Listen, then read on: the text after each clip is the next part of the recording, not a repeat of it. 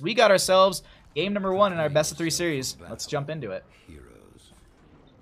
On the left-hand side, we have got the members of Minion Miners. Murderin is going to be on the Falstead. I'm in this game. Himibo is going to be on that Uther. Wesker is going to be on the Karazim. Sir Mako of Cheese will be on the Li Ming. And Marshall will be on the Li Li. 3 supports. The battle begins. Okay, on the right-hand side, we got the members of Heroes of the United States. We got Watson on the Anubrak. Jeb's going to be on the Ana. Blaze is going to be on that Jaina.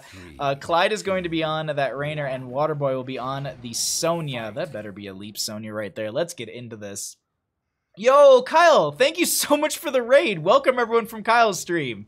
I hope you had a wonderful time, my friend. I hope I'm assuming it's going to be... Storm League games, but I got to catch the Into the Nexus today. It was really, really good. Thank you seriously for the raid, my friend. Welcome, everyone. My name is Bahamut. I do a ton of community casting. We are currently getting into a Division B matchup for the Nexus Gaming Series, and we're going to dive into this a little bit further. We got actually quite the interesting matchup that we're being rated into. Triple support versus basically a normal composition.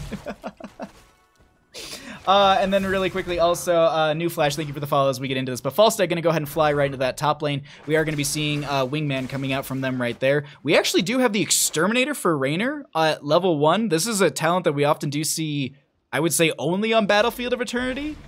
So...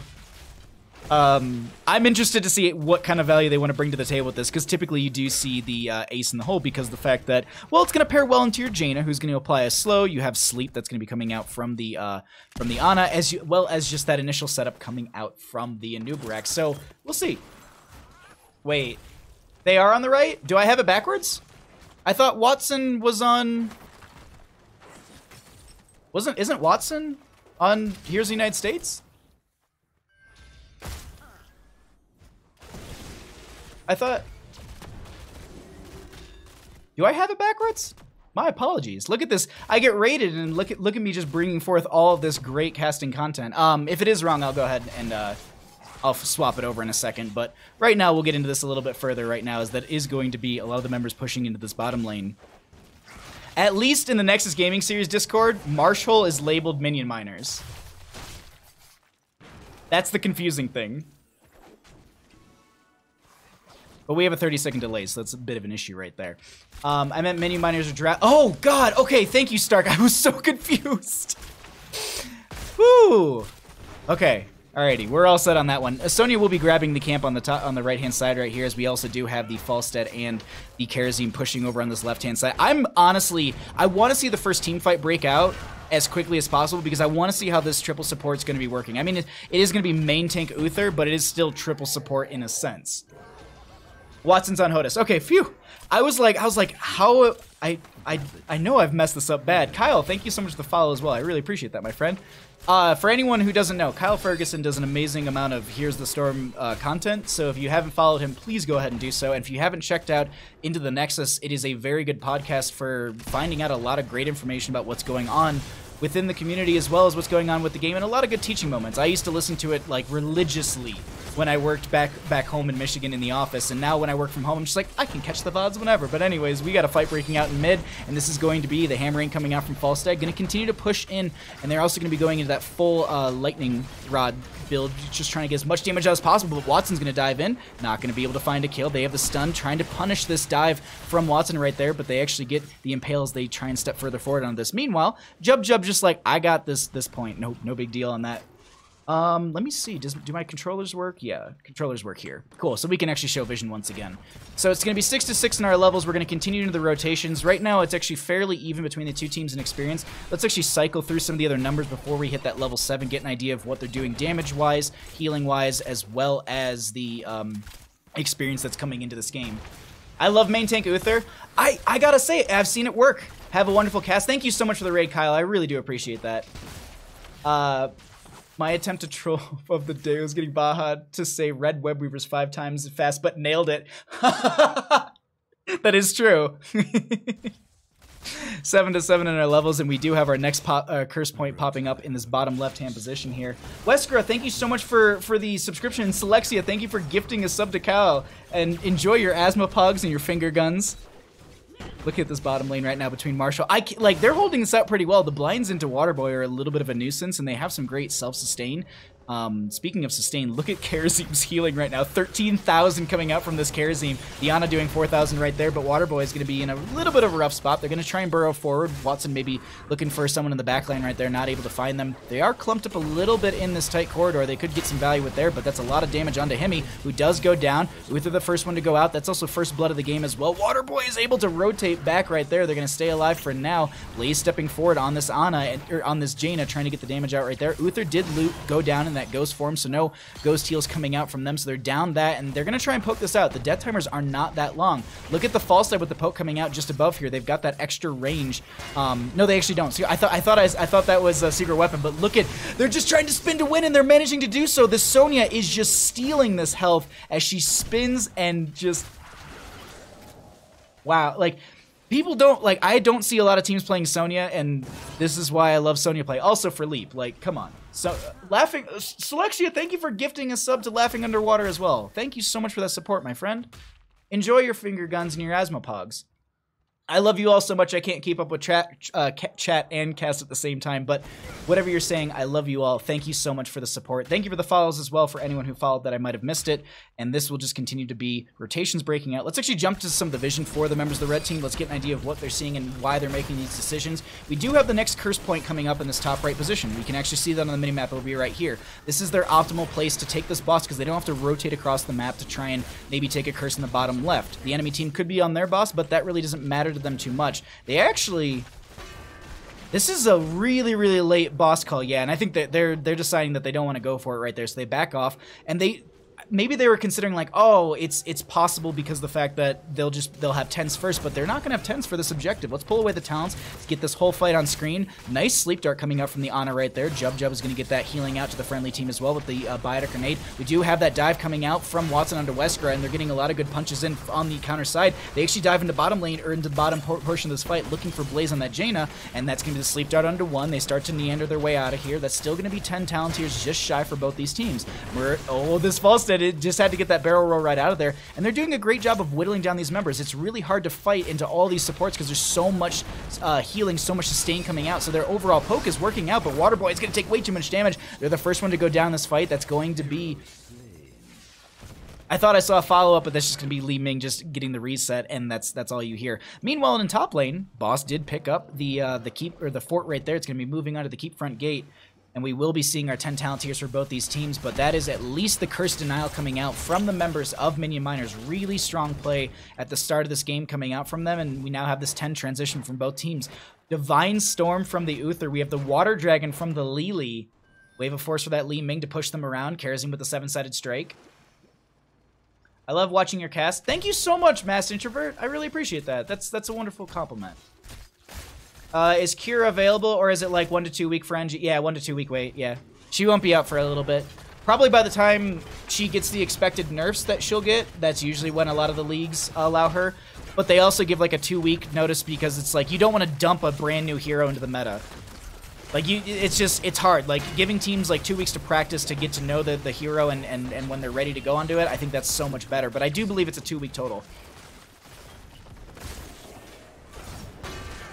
This is, I can't believe, like, this is working out pretty good. 25,000 healing off that Karazim, 20,000 healing on the Ana. Pretty close in levels, actually. We're a little bit of an experience deficit on the side of here's the United States.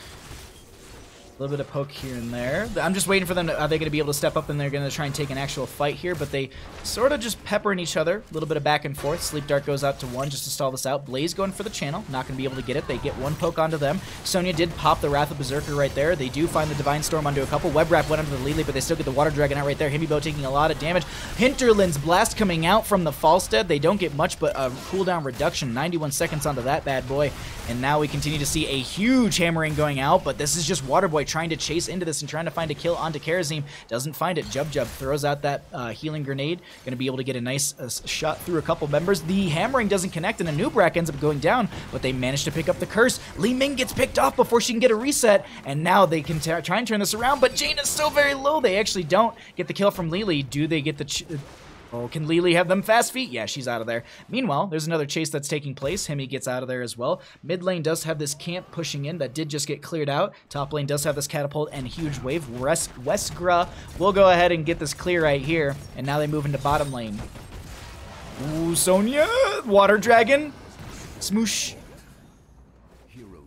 That's just...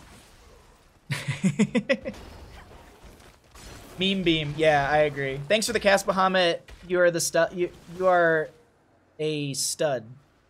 I'm assuming. F and D are next to each other. Thank you, Wesker. I appreciate that.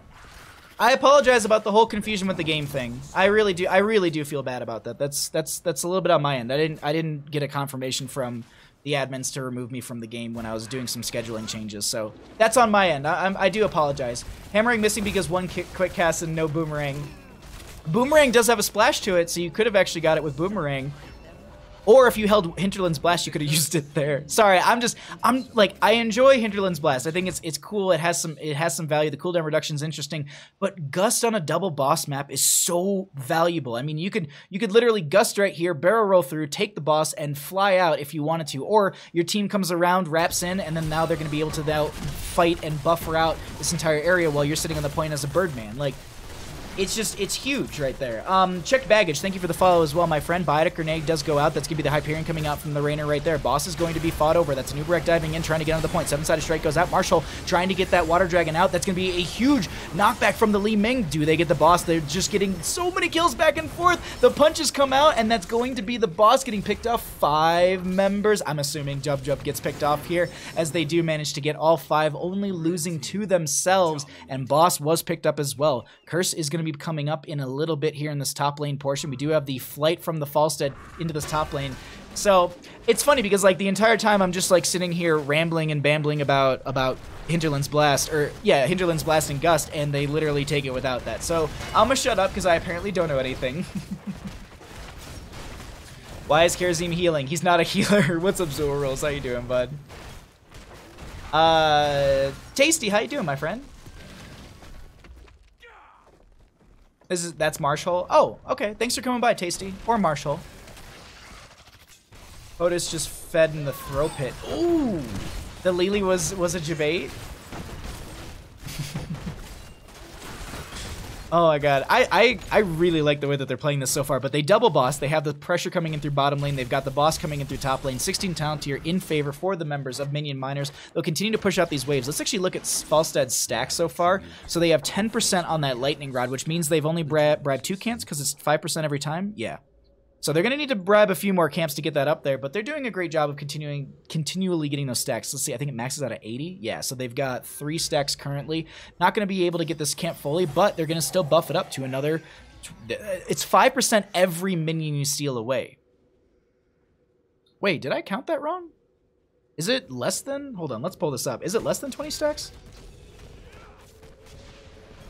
No, I can just click it right there. No, it's 20 stacks, huh? I must have, maybe they only had 3 of those units there, or they just cleared it out. I apparently am blind, but they do pick up their second curse point on the side of Minion Miners, and we are getting later into this game. Let's look through those heroic damage numbers, the experience, and the healing numbers. Once again, Sleep Dart onto Lily. Do they follow up onto this? Impale coming out as well. Everyone loves the Lily Unstoppable. No cleanse on Karazim. We're just all in, yeah. I mean, this is all in fight right now. Web Rep did go out and it was ended right there. Burrow charge forward. Hinterland's Blast will actually get the fort right there. Water Dragon connects onto Blaze. They got a lot of follow-up damage. Can they get the kill onto Jaina? The Divine Storm sets them up for that kill right there, but Lily steals it away. Gonna get another hammering out right there. And it's, as the game's progressing, like, this is slowly starting to work. Slowly-ish? I'm not sure if this is... I just don't know. I'm not sure about this whatsoever. Because it seems to be working, but like if we look at the map, like there's a lot more pressure, a lot more tower damage, a lot more macro control in a... yeah, I guess macro pressure, that you could say, is going to be coming out from the members of Heroes of the United States, and they're doing a great job with that. And they close in that 16s as well. Objective will be popping up. They're just going to be giving this over. They don't want to... They're not going to try and... fight over that. Jaina did just get back, I think, as well. more or less denying them cursed value is the name of the game right now, but they want to just take a fight during this 7-sided strike coming out. Look at Waterboy's health as they try and spin to win out of this. That will be the web wrap onto the Lily, so they shut down the Water Dragon right there. Hyperion coming out from the Rainer, as also Jaina will be finishing out the Frostbite. Watson does go down to the Holy Shock right there. Marshall gets their way right out of there as well. And so far, Heroes of the United States have stopped the cursed value. Granted, top lane, that's crashing in, and I think this is going to be an easy free fort. They're going to start backing out of this. They don't have their Anubarak. The enemy team doesn't have their Karazim, so it still is a 1-for-1, but that's main tank for healing damage. Boy, typically we see Iron Fist coming out from the Karazim, but here it's not full heal build, but it's a lot of heal build. Quicksilver, as well as the Way of 100 Fists. So there's some heals and some damage in there. It's a bit of a hybrid. I'm seeing in all caps spoilers, so I'm just not gonna read chat for a little bit. Hey, how about this? So that way we just get rid of it. Let's just have everybody in chat use the command !spooky worm. Just use that. Everyone spam that. We'll spam that for like a minute, and then we won't see that anymore. Or you can use !butts. That's a good one that Kaleo made. You have !beer, or !YouTube, Twitter, Discord, all those things. There's a lot of commands. Let's see here, though. We got 18 to 17 in levels. We are going to be... I'm just skimming through talents really quickly. Nothing crazy out of the ordinary. I mean, like, there's some interesting builds. Glass Cannon for this Li Ming? I have not seen that in quite... What is Li Ming's current health pool at right now? Let's actually find this out. She's got 2,124 health. That is her total health right there. There we go. Look at all those spooky worms in chat. Look at all of those spooky worms. Look at all those commands in chat. There we go. Boots? Jelly, thank you for the follow. I appreciate that. This is going to be another boss play right now. They're going to be jumping onto the point. Water Dragon does come out. 7-sided strike will be coming out from the Karazim. Divine Storm going to be coming out from the Uther as well. They lose the Li Ming and the Lili right here. Watson's still on the point, but the Hinterland's Blast will be enough damage to put them down as they lose the Uther as well as the Karazim. All that is left is going to be this Falstead trying to make their way out, but they're getting so slowed consistently. Now, here's the thing. Waterboy, I want to note this. If you had Leap, you could have just leapt over, and just easily got the Falstead on your own. Just saying, I mean... It's not like you've gotten massive value from Wrath of Berserker. No. We need that leap. Thank you so much, chat, for just, pushing that.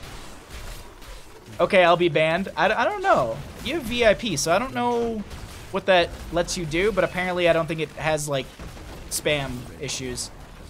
Glass Cannon is the most disrespectful talent in the game.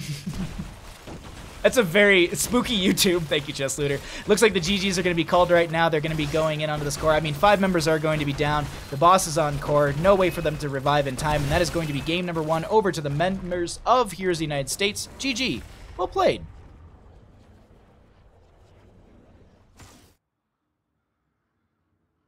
All right, let's look at the talents really quickly as I do everything backwards.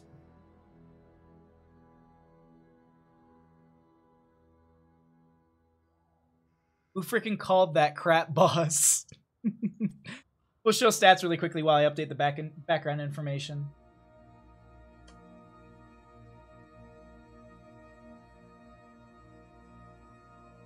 Here's the United States is up 1 game. Cool. Let's show the talents once more. Let me get a message out to Chess. What is...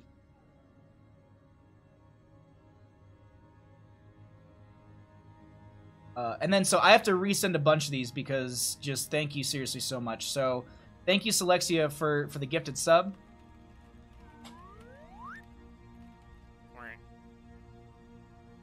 I will follow you to the end of the world. To Kyle, thank you so much for that. Spooky Discord, thank you, Chess. Thank you so much, Wesker, for using your Twitch Prime here. Seriously, thank you, my friend. Let me get to my downloads folder. I will follow you to the end of the world.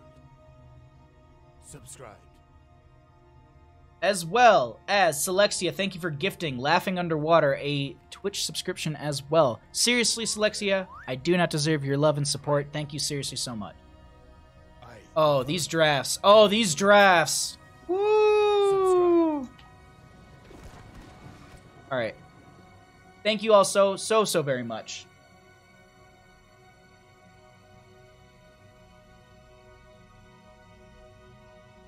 Sorry, those are the important things that have to happen as well. Anyone that picks a cleanse will be kicked off the team. Is that it? Is that what you do right there? Is you ban members of the team that pick cleanse?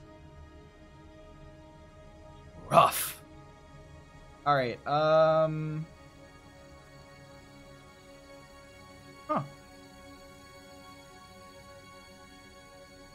Okay, sorry. I'm looking at Discord things. I don't need to be looking at. Oh no! Don't click on the core, Bahamut. No. All right. Let me just do one little thing in the background.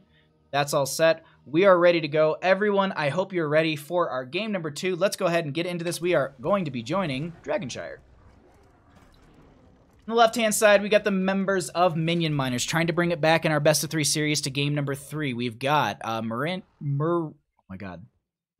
going to be on that Falstead. Hemibo is going to be on the Uther. Wesker will be on the Karazi. Marshall will be on the Chen. I'm missing someone. Sir Mako of Cheese is hiding somewhere in there, and I think that's going to be on the Lunara. On the right-hand side, up 1 in our best of 3, trying to take it in a 2-0 fashion is going to be Heroes of the United States, or HOTAS for short. Blaze will be playing the Tracer. Clyde is going to be on the Brightwing. It's murder time. Jub will be on the Malfurion.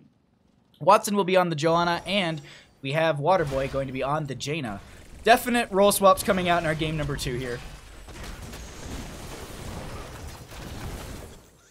Our people are going to start calling Hinterland's Blast by its name before I'm done.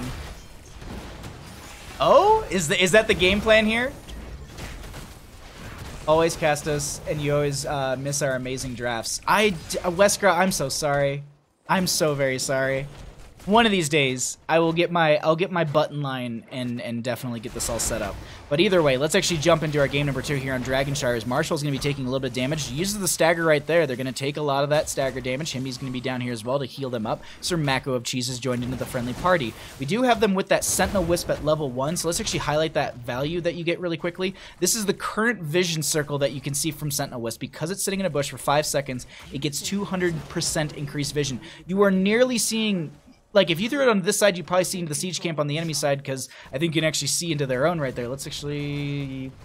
Maybe, I don't know, it'd be pretty close, but that's just, it's a big thing to highlight, that value you can get from that Sentinel Wisp at level 1 from the Lunara. I've seen a lot of, and I played a lot of Lunara, and I enjoyed her quite a bit on, like, her playstyle. I think that Range Assassin is really, really fun, and her vision provided to the team is just a great tool. And I never really took this much, but I can see now in a lot of these games, a lot of the Lunara players are taking it almost every single game, and I get why they do. The vision that you can provide is just so instrumental to making sure that these rotations are going to be scouted out, as well as you can know when, all right, cool, like, Tracer's a mid, and they're going to stay fighting Chen, or maybe they're going to sit behind their gate. Well, you know that at least they're not going to be rotating down, and they're not going to be having some sort of aggressive flank coming out to the enemy, onto your friendly team. But Sir Mako of Cheese... throwing out this damage right now. Uther is actually working their way through the Silver Touch, if I'm not mistaken, at level 1. 60 out of the 80 stacks already. That's insane. We are 2 minutes into this game. Jub Malfurion, yeah. Replay parser is broken, would have sent drafts otherwise. Oh, thank you, Chest Looter. Oh, wait, the lockdown onto Jub. They're trying to make their way up. Marshall gets the kick, and they manage to find first blood of the game on the side of Minion Miners. Sorry, I need to take care of something in the background. It keeps like swapping something around. I keep thinking I'm getting an alert or a message, but we're all good. We're all set. We've got everything layered up the way it needs to be. We do have this siege camp coming in through the bottom lane as well. They are going to be trying to take this down and open this up a little bit further, and they'll do a great job of that right there. Taking out these wells and taking out the lane sustain is a very, very vital factor in a lot of maps like this, where you're going to have a top lane or a bottom lane control point, or just a control point in general. Let's actually like take the concept from Volskaya Foundry, a map that we often do see all these teams running, and they use the first Dreadlock Protector to open up the mid lane gate, and then they move through the top lane and take out that well. Hold on, Himi's a little bit low. They get the stun, but they've managed to back out.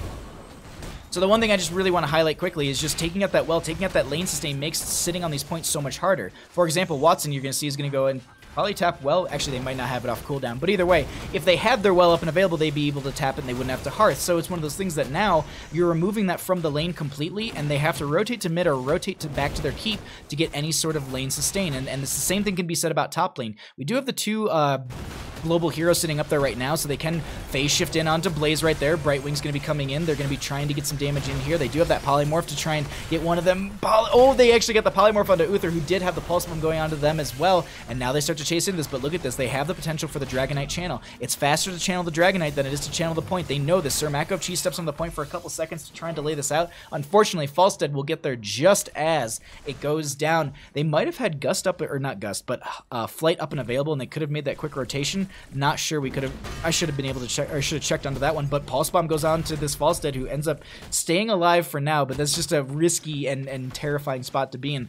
Going to be going into those hammer gains as well at level 1, just making sure they have that auto attack self-sustain, and now going to be going into Boomerang for a little bit of a faster wave clear to proc, or not to proc, but to pick up a few more of those minions. Minion stacks a little bit faster. What are they actually sitting at right now? 3 stacks currently and 10%. So that means that they've bribed 2 minions so far.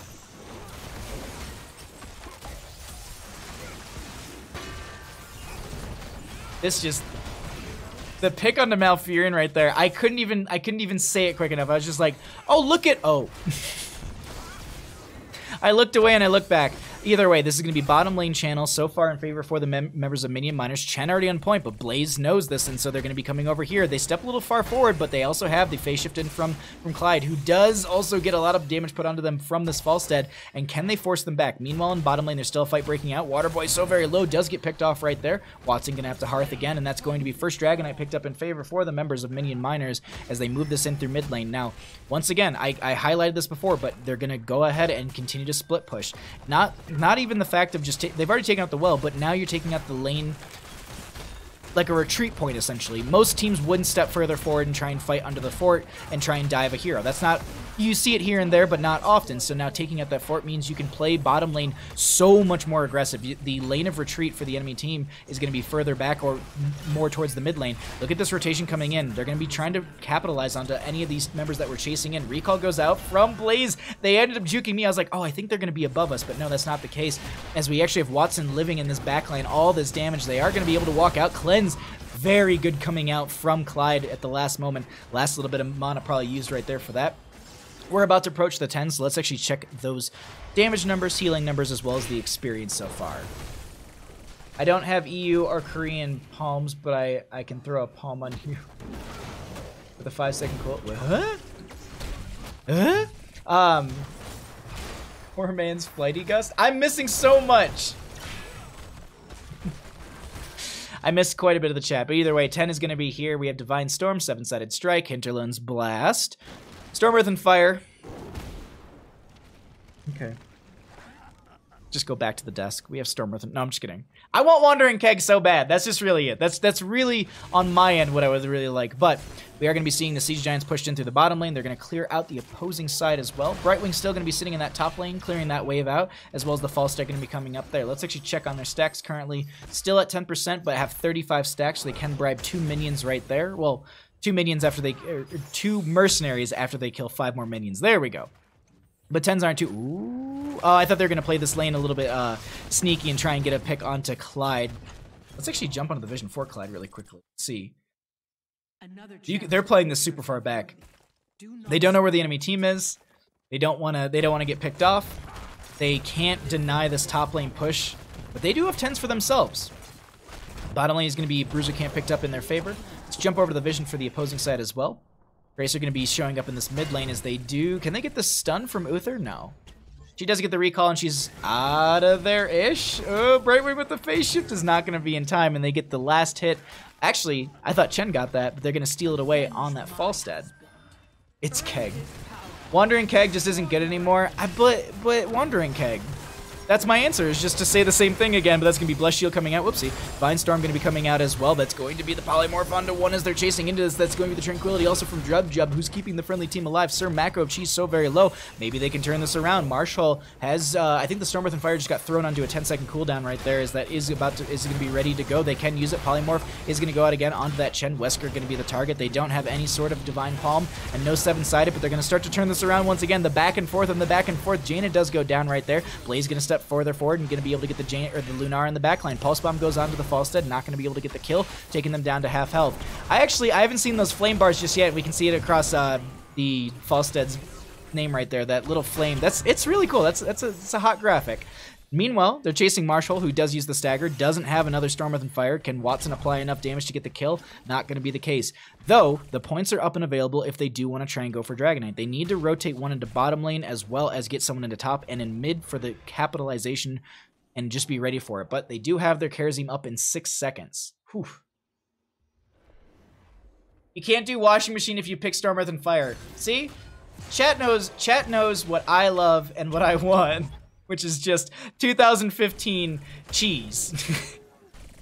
Can we get Abathur Zagara again? I mean, that doesn't work anymore because of the way that keeps working all of that, but still. Hinterland's blast onto quite a few. Divine Storm comes out as well. Malfurion and the Tracer are going to be going down right there. Watson in a bit of a rough spot. They will be going down as well. And now we currently see them dominating these lanes. I want to check at this really quickly. I can't use the healing fountain. I just want to look at your stacks, Falstead.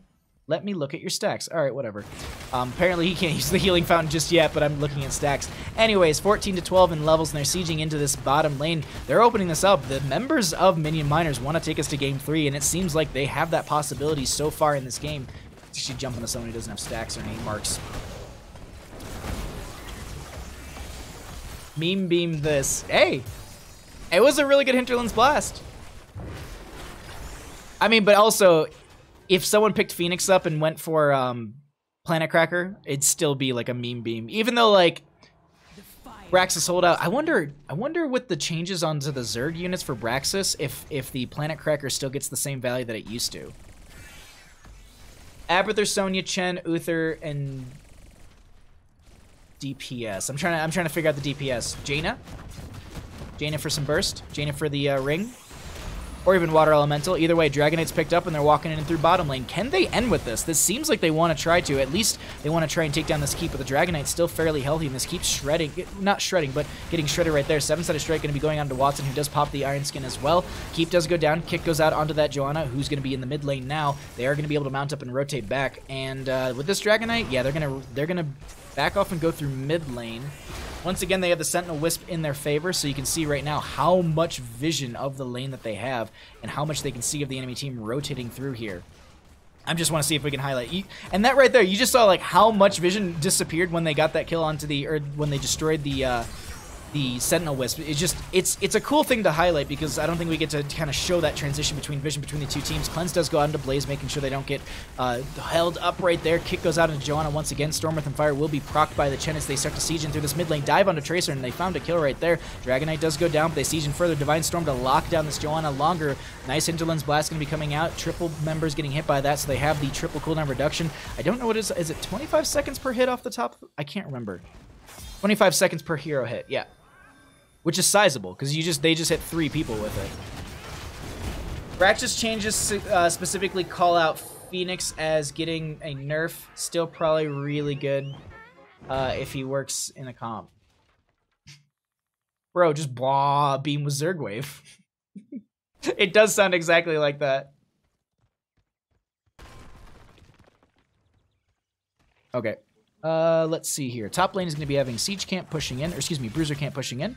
Bottom lane will have consistent catapult pressure coming in here as well. Let's actually cycle through the other numbers as well, because we've had some siege damage coming in here as well as a lot of good healing and experience for both these teams. But 16 to 14 in levels, they're playing it super well, not super turtled up, but they're stepping out into their lane. It's a little bit risky. They don't know where the enemy team is too well. We have the vision for the blue team right now, so let's see how they initiate with this. Kharazim diving out as well, just maybe looking for someone to get that 7-sided strike onto, and they're moving in through bottom lane. Blessed Shield comes out just to slow them down. That's a 60-second cooldown just to kind of disengage right there, and I think they got everything they wanted, but they do have a minion wave coming out right behind them. They could try and push in with this, or they're just going to be trying to distract the enemy team and go for maybe a mid lane keep to have more catapult pressure in their favor. Kharazim diving out once again. Going to try and find a little damage onto Clyde, who just backs out right there. This is looking increasingly difficult for the members of Here's the United States to turn this around. The pressure is constantly putting onto them. Ooh, polymorph onto 1M. I might have been eating my words right here as the 7-sided strike does come out. Healing from the Malfurion will be good. They also have that Tranquility. Phase shift from the Brightwing onto Watson, who gets a little bit of healing from that as well. Can they step further forward onto this enemy team? Doesn't seem like they're going to. Meanwhile, in bottom lane, there's still going to be those camps pushing in with catapults as well. They need to respond to this. As much as they want to try and take a fight down a talent tier, it seems, they're going to have to back off and go for the clear here. Yes, his Planet Cracker still wipes out a hefty chunk of the Zerg waves. Thank you, Helthanius, I think it is. I might have that wrong. Welcome to my stream where I pronounce everyone's name wrong. But thank you for coming by. I appreciate it, my friends. Thank you, everyone who's hanging out and checking out the streams. And once again, thank you so much for all the raids and the hosts this evening and the subscriptions and the follows and the bits and the cheering. I love you all. Thank you for being here. 18 to 15 in levels. Marshall with his flank on the left-hand side, or the right-hand side here. They dive onto Tracer. They dive onto Brightwing. That's an easy 2 pickup for them, right? Like, that Stormwrath and Fire getting some mass value for that friendly team. 7-sided strike does come out. They get the blinds out of there as well. 18 to 16 in levels, but once again, the Dragon Knights picked up. They could walk this in through bottom lane. They could try and end with this. Random Tranquility. If I was sitting on the side of Minion Miners, I'd be looking to walk this into the core right now. And that's exactly the case. They're like, kick onto this Malfurion that puts me right next to the core. Oh, I'll just cancel it. Let me go ahead and just now kick it, or hit it with my gigantic axe. Divine Storm coming out from the Uther, not going to connect onto anyone. I think it's more or less a zoning. That's going to be the Tranquility coming out as well. Core starting to fall. Have Minion Miners been able to take this series to a game 3? Leaping strikes over the core, and yeah, that's going to be it. Game number 2, going to be going over to the members of Minion Miners. GG, well played. Yo, Shadonis, thank you so much for the host, my friend. Thank you for bringing all the friends over here, as I do everything backwards once again. No worries? Okay, thank you. Oh, I forgot to host. You had one job! Thank you for the host, Shadonis. I appreciate that. Oh, my friends, you beautiful people. Well, we have a game 3. As I chug water really quick. Whew. I don't think I... Oop. Okay, we're good. I thought I muted myself. Let's go ahead and quit the replay and let's get into this. 4 minutes over estimate. I'll take that. Alrighty. Game 3. Let's update our team score. Who do you think is going to take it, chat? Both teams looking strong, but that game 2, I gotta say, was scary. Alrighty. Game 3 is on Shrines, by the way. Spoilers!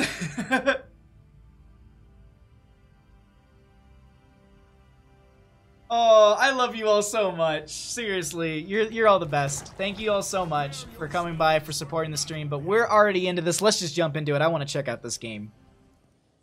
On the left-hand side, we have the members of Minion Miners. Wesker is going to be on the Deckard Cain. Hemibo is going to be on the Blaze. Sir Mako of Chi is going to be on the Lunara. Marshall will be on the Ragnaros, and Murderin is going to be on the Artanis. I want to say Alarak so bad. On the right-hand side, we got the members of Heroes of the United States, or HOTUS for short. We're going to be having Jub on the Ana, Watson on the Uther, Clyde going to be on the Rainer, Blaze will be on that Kael'thas, and Waterboy will be on the Dahaka. Let's go ahead and get into this. Game number 3. I love that we're now seeing main tank Uther coming out from the members of Heroes of the United States. And my vote is on Minion Miners. Okay. Stark is saying that Minion Miners are going to 2-1 here. And, Condor Captain says, "Good boy, Bandit." That's, hey, you know what? That's probably the best vote you could have put in the chat right there. Stark is just pretty much BM. Dang, tasty, but that's going to be a little bit of damage coming out to start right here. Blast Wave build coming out from this Ragnaros as well. Sentinel Wisp once again will be picked up by the Lunara. We are going to be having Executioner again for the Rainer. And I'm very curious as to why Clyde is going into the Executioner here. Not Executioner, Exterminator. Because Ace in the Hole gets a lot of value on those slowed heroes. I'm curious as to why we're going to be going into that into the Exterminator right there. Maybe it's for faster wave clear and minion and camp clear, or even onto the shrine as well. Maybe that's the adjustment they're making. But either way, they're going to be continuing to apply that pepper and throw that damage in right there. Let's actually jump into the top lane really quickly, as Waterboy and Murderin is going to be up here going back and forth. And this should be a fairly even matchup between the Artanis and the Dahaka. Both teams subscribing to the idea that there's such a thing as a tank hero role. They were really, really good when you played them, and they're really, really bad now. Wow, Weskra. Dang. Oh man, I'm sorry. I'm loving chat right now. You guys are just popping off, and you're great. You're such Thank you for being here. Alrighty, let's continue to get into this, but we do have, also the other thing to note too is going to be the Adrenaline Stim Pack for that Blaze. Maybe getting some faster attack speed and move speed. Maybe going to be trying to just capitalize on a kill or chase in, or even maybe get out of a hairy situation. Uther does have the Hammer of the Lightbringer, if I'm not mistaken, yeah. And that's just hitting an enemy 75 times, roughly.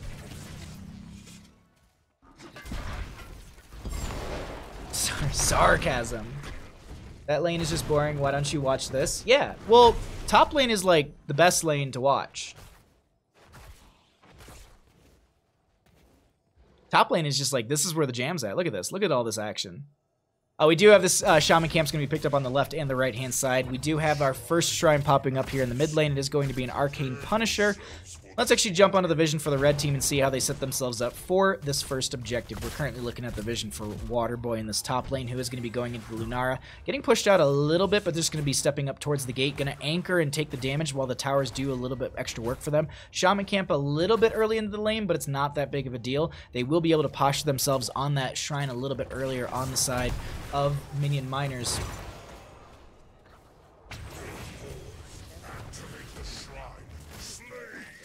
Okay.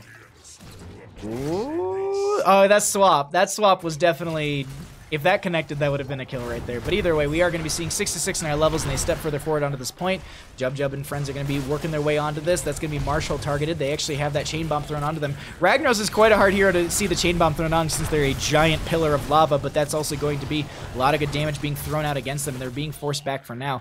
They could try and get this near that 30-ish mark on the side of Minion Miners, then jump into that Molten Core form. That's often what we do see, but they're doing a great job of pulling the minions to the right-hand side, forcing them where they kind of need them, and then getting the clear easily in their favor on the side of Heroes of the United States.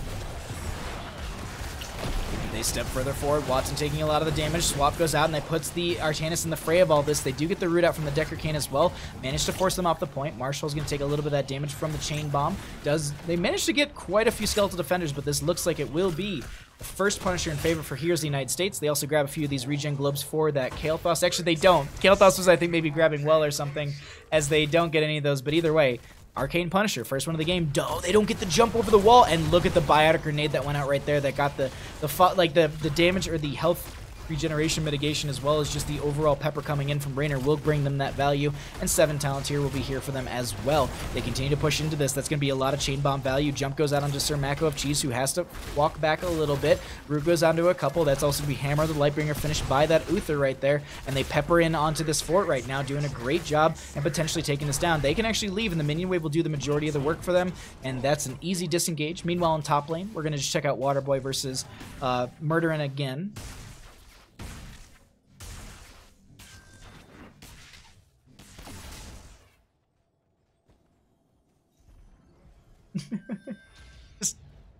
I keep looking over at chat, and it's just, I'm skimming through it, and I'm just like, yeah, fire. Fire indeed. Oh, 7 to 8 in our levels here, as we do see the Impaler camps being picked up on both the sides for mid lane. No one going to be jumping on the bottom, or excuse me, they're jumping on the bottom on the right-hand side by Hodis, but, oh, the Sleep Dart just to deny them the setup right there. They back right out of there. They're like, no, that ain't happening. A little bit of that shifting meteor coming in right there as well. They get the camp. Oh, wait, no, Dahaka going to be coming down here as well. Do they have a tongue drag onto someone where they can follow up? No, I think they might have been looking for Sir Mako of Cheese or Weskra, but they didn't get it, and they're like, let's not burn it. Let's not just accidentally get a minion we don't need. And now Dahaka is going to have to make the long, meandering rotation back all the way into top lane, but at least they're going to be tapping through these bushes, which will give them a little bit of that speed bush. You can see the fast lines coming off of them. That's how you know someone's going fast in animation or a video game. Look at this. Ew, look at those fast lines. Look at all those fast lines. But we do actually have a fight that's potentially breaking out here, so let's actually focus in on this, as Watson might be getting caught out of position a little bit right there, as that's Blaze taking a nice flank. That's going to be Deckard with the root onto 2, and they find the Uther kill right there. Nice pickup coming out from the members of Minion Miners, also closing that experience gap in their favor with that extra kill that they, or that first kill for their own. Pyrophobe. Wait, what? As a Pyrophobe, this game is not enjoyable. Oh, I got you, yeah. So far, Kael'thas, like, he's getting a lot of chain bomb value so far. They're actually spreading this chain bomb around quite a bit, and that's been bringing them some great fight value in these shrines. We'll see what that does in the later half of the game here, but it is going to be 10 talent here on the right-hand side, not too far behind on the left as well. What do they get for our 10s? What do we have here? Divine Storm? Divine Shield? Hyperion, Phoenix, Isolation, Nano Boost for the Kael'thas. And they're holding on that Uther. Lava Wave coming out on the side of the Ragnaros. Stay a while and listen for that Deckard Cane, where then they can also have Blaze walk up and utilize the Combustion, Leaping Strikes from Renara, and the Blinds from the Artanis with the Purifier Beam, or excuse me, the Suppression Pulse. Purifier Beam is the one that you, yeah. Can we just recognize Wesker's support play in these these 3 games? It's been insane. Like, I'd noted it in the first game when they were playing the Kharazim. They had insane amount of early game hero, or excuse me, healing value for the friendly team. That's going to also be the Lava Wave through the top lane. That's going to be a fight breaking out right now, and that's Watson taking a lot of damage. They need to back out of here. They also pop the Hyperion as well. Marshall taking way too much, but Ana goes down first. The Leaping Strike goes through, but the Hyperion confirms the kill onto Lunara as they also find a Ragnaros. Now they have the Gravity Lapse onto one. Can they find a kill onto Hemi? Not going to happen, but this is going to be an Artanis who's in a rough spot. They get the last auto, and Dahaka finds a kill right there. Clyde wants to chase in further, but they need to go down to the shrine and activate it. Arcane Punisher, or excuse me, Frozen Punisher will be pushing in through bottom lane if they can solidify this, and the death timers are not that long. Just finished watching your cast of our game. Best NGS caster ever. Keep it up. But thank you so much, Crooked Smile. I really appreciate that, my friend. Thank you for the follow as well. Seriously. I say this like every stream, and I'll say it again, and I'll say it now. All I want to do is provide you all with a great stream and a great place to watch Heroes of Storm content. I want a place where teams can feel comfortable and like they know that they'll get someone who will cast them and won't BM them the entire game or make them look bad or feel bad. Like, I just want to create an environment where it's great, where people can watch casted games. And I think I need to say great one more time, as we do have an Artanis diving in here. Will be denied any sort of swap right there. Stay a while and listen does come out from the Deckard as well. The Leaping Strikes are going to be just hitting from Sir Mako of Cheese, finding their way into this backline, but Blaze is going to be throwing out a lot of damage from that Kael'thas. Doesn't get the kill onto the Lunara, but forces them back quite efficiently right there. We do have the well tap coming out from a couple of these members. Looks like Waterboy will be going for the Hearth, but they should have the Brush Shock up and available. Fish Drowner, thank you for the follow as well, my friend, as Himi was going to be getting right out of there with that Jet Propulsion. Dahaka with the Brush Shock back in from the Nexus right there. Uther goes down, but they still have those Ghost Heals, and this will be a Frozen Punisher in favor for the members of Heroes of the United States. I didn't look at the numbers right there, but that had to have been so close as they were fighting over that point. Thank you for giving a great cast for us fans. Thanks for being here. Like, seriously. Mwah! You're beautiful.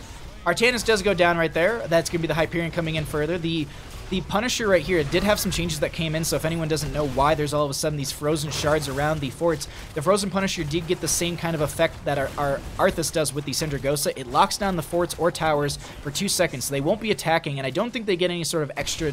There's no, like, damage reduction or... like shielding or armor weakening onto that. It's just going to be locking it down, so there's no tower shots coming out for 2 seconds. And 2 seconds in the Nexus is a very long time, but with this Punisher being so far out in the lane, they're just going to go ahead and let that push out. They go ahead and rotate back, and Siege Camp will be picked up by the members of Heroes of the United States. The Haka going to be rotating back into the top lane, making sure that they're going to be able to get that experience for the friendly team. And let's cycle through... Oh my god. I keep double tapping the button, so it's like it's messing up, so let's just do one. There we go. Let's cycle through some of the other numbers, get an idea of what those look like, because we've had consistent battles happening here, and we can also see what's going to be taking place on this map. Sorry, the stale one listen comes out. I read Stark's comment, that was about it, and that's going to be the Combustioner from the Blaze with they back right out of there. I was too busy listening to Baja kissing me. We do have the Nano Boost onto Blaze right there, and they're just backing out. They heard that go through, and they're like, we don't want this, but Tongue Drag goes out onto Marshall, who does go down. They do get that kill onto Ragnaros. Can they find a second kill on the side of Heroes of the United States? They get that Lunara as well. Deckard gets the lock onto one. Meanwhile, they have a double Impaler pushing in through mid lane, and now they're going to be picking up the one for bottom as well. Our next Punisher will be in mid lane. Wait. No, it was bottom. Okay. I was watching, I think it was Jayhow. Jayhow is the first person that I've ever seen ever get a double lane Punisher. Ever. I've casted, I can't tell you how many Infernal Shrine games I've casted stream. on this stream and off this stream, the data would be, this is probably the highest Kesta game on my end. And I don't think I've ever had a double lane Punisher. Like, I've never had a, you know, bottom happens twice or anything like that. But I was watching J-How earlier this week, and he actually had that happen. I was like, nice! That's cool. That's really cool. Either way, that will be popping up here in just a moment. We do have our Bruiser camp, or excuse me, Shaman camp for the top lane. Adding in that top lane pressure, consistently pushing against the enemy team, and also grabbing experience so you're keeping that that advantage over the enemy side. About a 2-level lead is formed here in favor for the members of Heroes of the United States.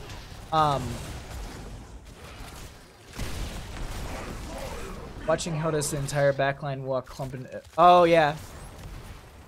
Wait, double lane Punisher how? Sorry, so I said that kind of wrong. So not in the sense of double lane Punisher, but getting a Punisher in the same lane twice, there's like a less than 1% chance that that can happen. Swap goes onto Artanis, but that was out from Artanis, but that was a really good cleanse, so that way the Artanis pulls themselves in, Suppression Pulse comes out, stay a while and listens there. They have the combustion, they have the jet propulsion forward, there's going to be the combustion, Hyperion's going to be coming out from the Rainer as well. They're turning this around, this looks like it's just going to be a disengage, a couple heroics going out back and forth.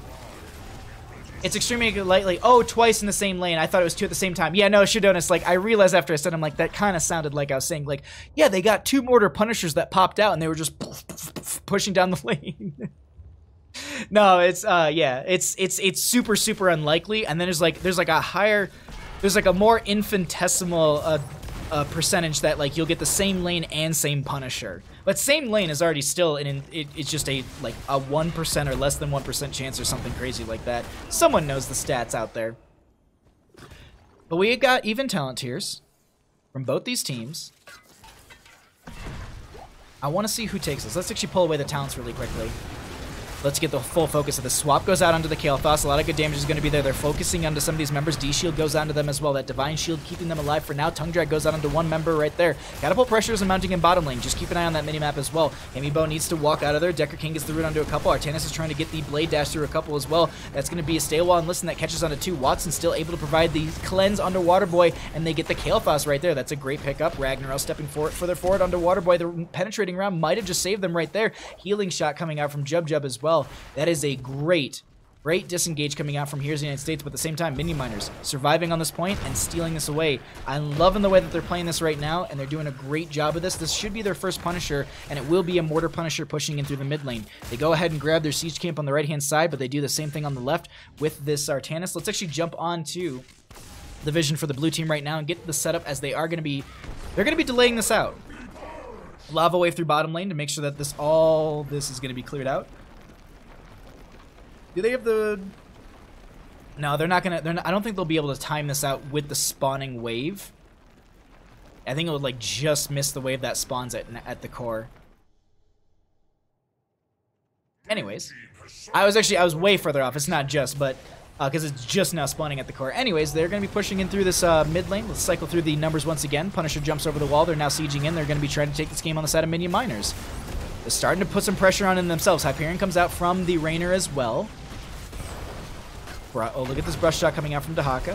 Just playing it in that safe right there. They don't want to go for anything too aggressive. Jump goes out into Watson. They don't get over to the wall. Swap went out from Artanis, but didn't connect either right there. They could back off, and I think they should have the Molten Core up and available for Marshall, but maybe... No, yeah, they don't pop it right there, and they're just going to back right out. Clean disengage.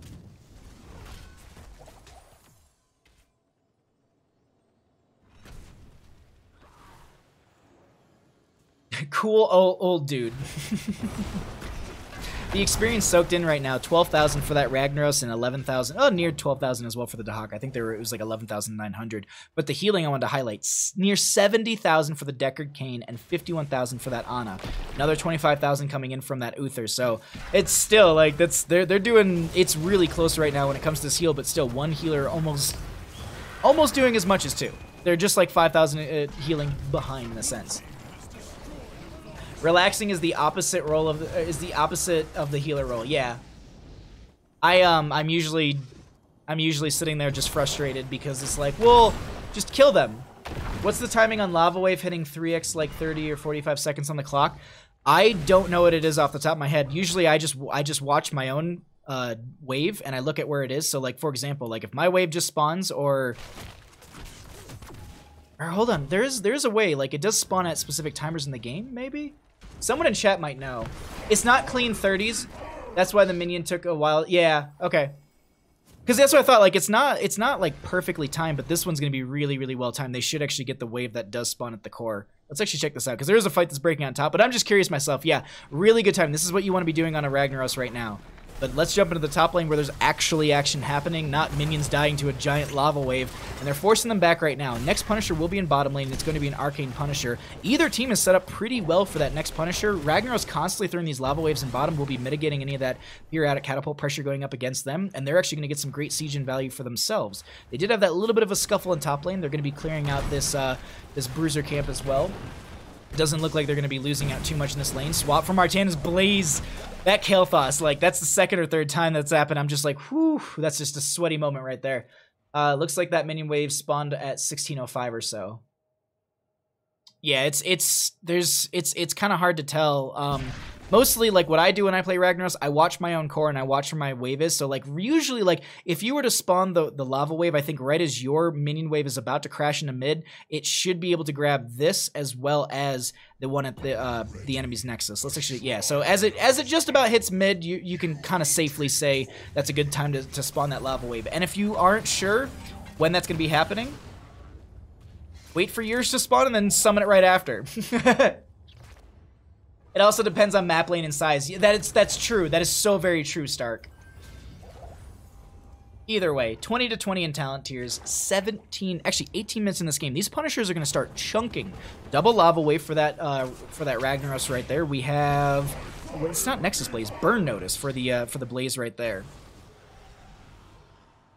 Because we used to, I have this like running joke with a lot of my friends that we used to, like, whenever we take Nexus Blades, they'd just be like, oh, we took Nexus Blades, GG.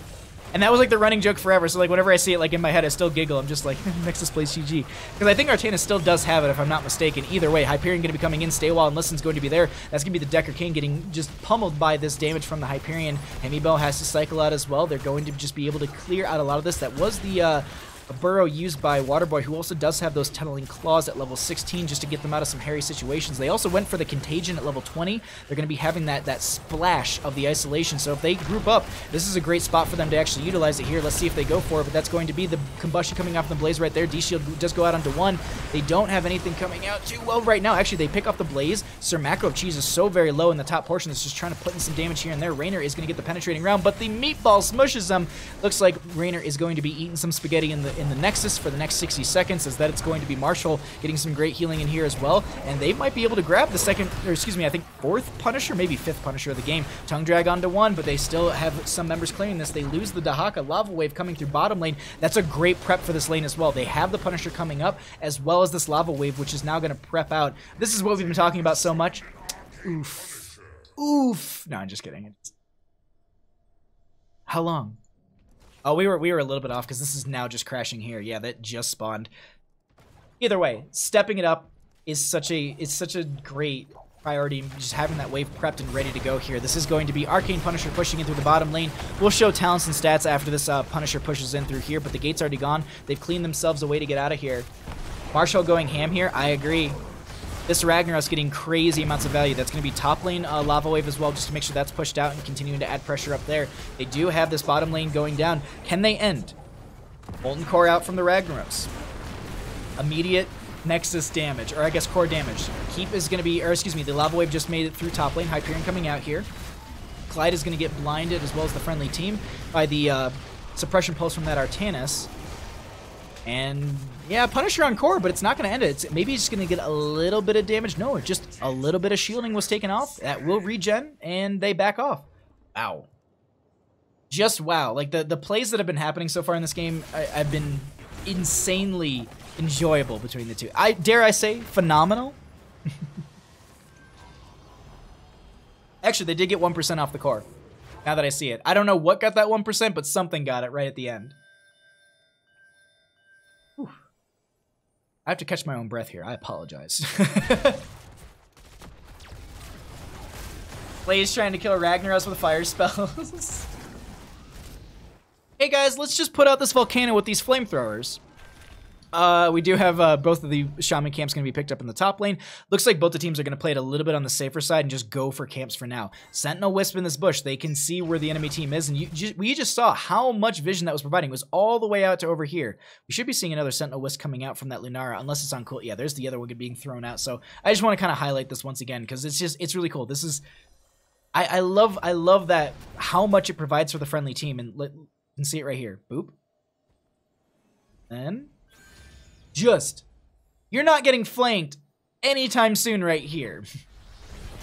22 to 21 in levels. They siege in through top lane. Next Punisher will be Frozen Punisher in said top lane. They've got the Impaler camps moving in through mid lane. They take out the front gate right here, so they're not going to be able to get that bait over the wall. We are currently sitting... Chat, we're 22 minutes into this game, and we have a Punisher coming up in probably a minute afterwards. And it's a Frozen Punisher, which sieges in really well and locks down towers. This could be the game-ending Punisher for either side. Like, I know there's still a fort up here and a keep front gate, but death towers are extremely long, and the Punishers scale per minute, and these things are going to be doing some massive damage. Granted, there are these constant lava waves coming out from the Ragnaros, roughly... Oh, God. What is the original cooldown on this? 100, so it's every 90 seconds he has 2 charges. Well, I guess every 180 seconds he has 2 charges. That's a better way to say it. But as long as he's cycling through it properly, he's going to be able to... He's still going to be just constantly throwing it out every minute and a half.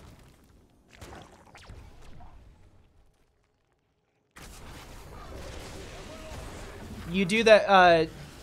you do put out oil well fire with dynamite? Please, no. Please don't put out fires with dynamite, KPB. No, don't. Wisp vision. Seriously, it's little things like that, because I don't think we get to highlight those a lot in these games. Like, it's the same thing. Like, let's highlight the vision right now from the members of Heroes of the United States. They're down a little bit in this game. They're currently being forced back by the enemy team consistently during these late game objectives. Can they bring it back? Look at their posturing right now in these lanes. They're pushing back mid. Ragnaros throws another lava wave into bottom, mitigating all the catapult pressure that's mounted for now. We are going to be seeing top lane. There's pings for help. Can they end it here? Or is this going to be the blue team grabbing the Punisher? Let's pull away talents really quickly. Let's get ourselves set up here. That's going to be the suppression pulse onto a couple. Blaze with the huge combustion. That's going to be the stale one. Listen, Uther does go down. Don't know if they have redemption. Do they have redemption? I didn't even look right there. They do have redemption up and available, so they should be able to bring themselves back to life, potentially. And hold on, Blaze is so very low. The suppression pulse coming out once again. They're going to be chasing further into this. Dahaka goes down. Ooh, the swap goes on to Jub, and they manage to find themselves a Dahaka right there. They find a Blaze as well. Ana going to be going down as well. It's just a nice back and forth so far. 1 for 2, but they're chasing into this. Blaze taking a lot of damage. Watson trying to do their best, but that's going to be the swap onto Clyde, who is going to be just pulled around by the Artanis as Uther does go down this time, and that is going to be full death. They have 2 minutes on to oh my god. No way! No way that juke just happened. Okay. 56 gems on this, or not gems, but regeneration globes on this Kael'thas right here. As they pop the Molten Core, they're going to try and siege in through bottom lane. Lava wave through mid as well. We'll be pushing up that minion wave. Swap does go out on to Blaze right there. Artanis going to be trying to get the blind as well as the kill. That's also going to be the Phoenix out from the Kael'thas to push them back a little bit. Poison damage is going to be applied to this core, and so it's going to be ticking away a little bit. Going to get some extra damage onto that as it does lose another few percent. I think it's just going to be, wow. Look at that damage over time, taking down another 10% roughly. Oh, you can tell if Uther has redemption active. His death timer is 0 at the top, and or he swirly orange magic around the ghost form. Oh, thank you. I didn't know that. I'll look out for that. I appreciate that, my friend. I usually just look and see. I'm like, they have redemption. Have they used it in the last? Has it been procced in the last, what, 2 minutes? It's 180 second cooldown. Excuse me, 3 minutes. 24 to 23 in levels. I just want to also highlight that really quickly. That's a Hyperion coming in right now. They're going to try and fight this currently. Let's see if they're going to be able to force back the enemy team and potentially take up this last I would say this is the last Punisher, but this is 38, 39 to. Oh, they actually just have this Artanis living in here. That's going to also be the blinds coming out from them. They've got a lot of good damage going out onto one of the players. Watson's so very low. The Flame Strike does go out, and they are going to be going down full death timer. So that means that they are going to be that no redemption for them. Clyde is so very low. This damage over time being applied to so many members is just insane. Lava Wave coming through top lane as well to buff out this Punisher, and that's the Rainer going down. Jub and Blaze going to be making their way out of this, and they tagged the camp. They need to make their way out quicker. The camp was just hitting them and dismounting any sort of potential. But now, they move in through top lane. The members of Minion Miners are going to be taking... I would say they're going to be taking this game, but you never know. The GGs are actually already being called by Clyde. This is a 26-minute Punisher. It jumps over. It's going to start pounding into Waterboy. And they're doing their best to get this to focus on anyone else besides the core. But here we go. The core is being damaged right now. Everything is crashed into this. And yeah, the Leaping Strike's over it. They will be able to confirm it. And that's going to be game number 3 over to the members of Minion Miners. GG. Well played.